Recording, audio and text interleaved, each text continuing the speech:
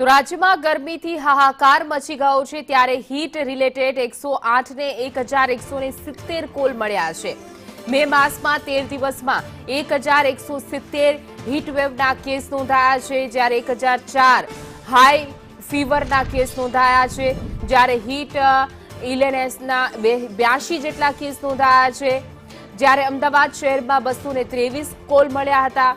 શહેરમાં high ફીવરના 208 call મળ્યા છે, જ્યારે 108 ને 9 મે પછી કેસોમાં સતત વધારો નોંધાઈ રહ્યો છે। સતત ગરમીના કારણે હીટના રિલેટેડ કેસમાં પણ સતત વધારો થઈ રહ્યો છે।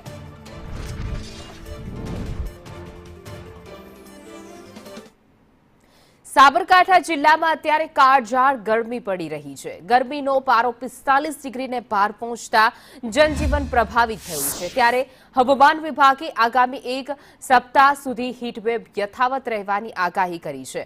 ગરમીના આ કહેરને પહોંચી વળવા માટે સાબરકાંઠા આરોગ્ય વિભાગ અત્યારથી જ એક્શન મોડમાં આવી ગયું છે। હીટ સ્ટ્રોક અને લૂ લાગવાના વધતા કેસોને જોતા હિંમતનગર સિવિલ હોસ્પિટલમાં ખાસ હીટ સ્ટ્રોક વોર્ડ કાર્યરત કરવામાં આવ્યો છે। આ વોર્ડમાં એક સાથે 35 દર્દીઓને ઇમરજન્સી સારવાર મળી રહે તેવી વ્યવસ્થા કરવામાં આવી છે। છેલ્લા 15 દિવસમાં જ જિલ્લામાં લૂ લાગવાના 75થી પણ વધુ કેસ નોંધાઈ ચૂક્યા છે।